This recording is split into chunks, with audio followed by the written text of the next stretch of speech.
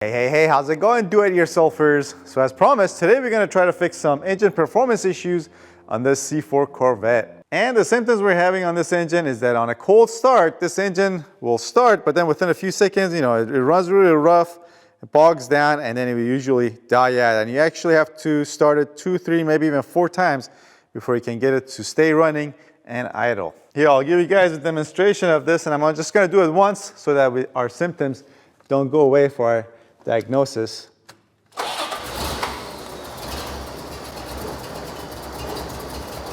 See how rough it's running?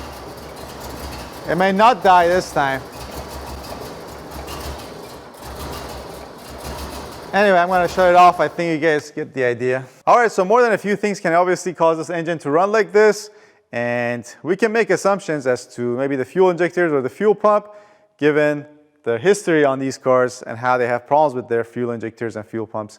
But then again, those are assumptions. We would need to verify that. But before we get on to checking on them and verifying them, there's one thing we're going to do first. And that is, since this car is a 1988 and it does not have OBD2, it can still store codes. And in fact, this car has codes stored because this service engine soon light stays on when I start the engine and the engine is running. Now, I don't want to start this engine again because I don't want our symptoms to go away.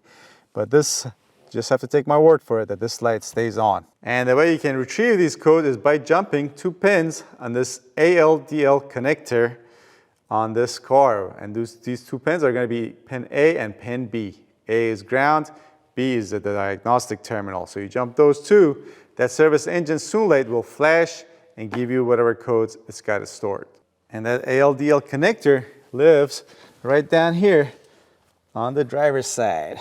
That guy right there. All right, so next I'm going to grab a piece of wire, or you can grab a paper clip, and you're going to jump these 2 terminals, A and B. All right, there we go. All right, so next when we come up here, we're going to turn the key to the on position, engine off. So just turn it to the on position, and then that check engine light or service engine soon light will flash, and it will have a pattern to it. Just have a pen and paper ready so you can write it down, and those will be your codes. So here we go.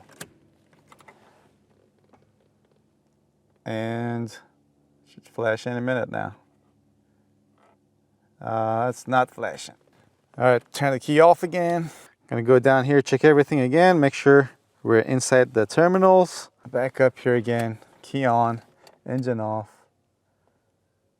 Nope, not happening. All right, next with the jumper wire out of the way, we're gonna test and make sure we have ground at this terminal A on this connector. So we grab our test light, connect it to battery positive, and we come down here, and we touch that pin, and there you have it. Yeah, we do have ground at that terminal. All right, next, according to all data, this diagnostic terminal, terminal B, should have 5 to 6 volts going to it. So we're gonna grab our multimeter, set it to 20 volts DC. We're going to check the voltage on that pin, and this is with the key on, engine off, and as you can see, we got about 5 volts, which is just about right. So that's not our problem either. All right, so time for wiring diagrams. So exciting.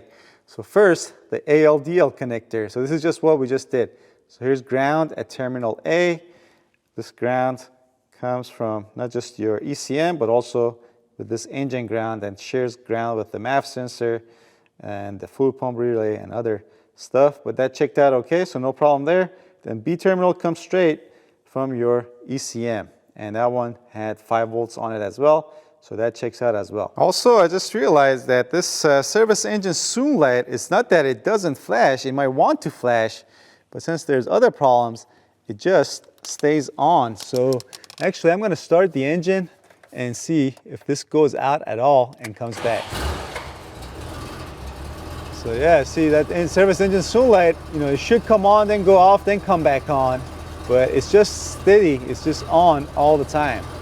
All right, so what that could mean is that actually we have a problem with the circuit of our service engine soon light. And at this wiring diagram, you can see, here's our service engine soon lamp, and it gets its power from this fuse that also supplies power to these fuel injectors on one bank. So you get fuel injectors 1, 3, 5, and 7. Getting their power from this fuse, but also splits off and supplies power to our lamp. And the way this is turned on is actually by the way of our ECM. See here, you get service engine soon light control. So the ECM will provide ground to complete the circuit for this lamp and turn it on. And when you jump those two connectors, it will also supply ground, take it away, supply ground, flash this by the way of this control, which is on connector A on the ECM pin number 5. Now, as far as why this is staying on, so since it stays on, there's no problem with the power side, but since it doesn't go out, we could have a short to ground on this wire that goes from the lamp to the ECM. And you guessed it, if we don't have a short and this wire going to our ECM to ground, our ECM itself could be broken. Where the control circuit that supplies ground to this lamp is broken and stuck in the on or grounding position, and it's constantly or continuously supplying ground to our service engine soon light and turning it on all the time. So yeah, this is a good lesson actually to make sure you check off all the basics first, try to retrieve codes. And obviously, if this car was OBD2 compliant, we'll be trying to get live data and reading those to try to diagnose our performance issue. But also, I should mention that this car, you can get live data out of this if you have the right adapter and the right scanner. I don't have them, so that's why we're doing this the old-fashioned way. Also, we could still have problems with the fuel injectors and the fuel pump, but we're going to have to rule out a bad ECM first before we start checking other things. Now it's starting to sort of make sense why this car ended up at the auction. As far as where the ECM lives on this car, it lives right behind this cover on the passenger side, which at first glance seems to be held in by the way of these 3 bolts.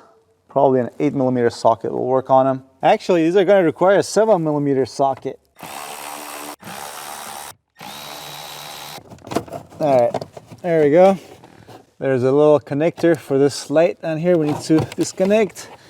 And now we can get this guy out of the way. All right, so here's a shot from the bottom looking up. Our ECM, the 2 connectors to our ECM are these guys. These 2 blue connectors. Our ECM is inside of this white bracket that if we need to get out, we'll need to remove these 2 screws on the sides, I think, and it should come out. So next, looking at our wiring diagram, we can see that the grounding wire, the grounding control circuit for our light is on connector A, pin 5. Connector A is part of this connector. This connector is considered both connector A and connector B. And this bigger one is connector C and connector D. So since this goes to this connector, we're going to go down there and remove the smaller connector. And so yeah, we come down here, grab that blue connector, the smaller one, yank it out. And again, just to verify, this wire should be brown and white. And again, A5. So looking at this connector, A on the left side, looking at it from this angle, so we count from the top to bottom, number 5 should be brown and white. Okay, actually this connector is actually marked. So yeah, it's marked A. It's also numbered from top to bottom, and if you count there number 5, you can see it. If this camera is focusing right there, that wire is brown and white, so we're on the right track. Also, it goes without saying, whenever you're disconnecting wiring and connectors from your ECM, you want to disconnect your battery, but this is not normal circumstances. So we get in here, we turn the key to the on position. Now if that service engine zoom light comes on, that means we have a short. If it does not come on, that means we have a bad ECM. So the moment of truth. And the light is out. So we do not have a short. Uh-oh. Also, just to rule out any confusion, our engine light gets its power from this injector 1 fuse. And when we disconnected that connector from the computer, it didn't affect the power side of this lamp. You can actually easily check this. Here, our fuse box is right here on the passenger side as well. Behind the cover, there's our 7.5 amp injector 1 fuse. Come down here and check for power. Uh-oh. Oh no, we don't have the key to the on position. Now we check for power.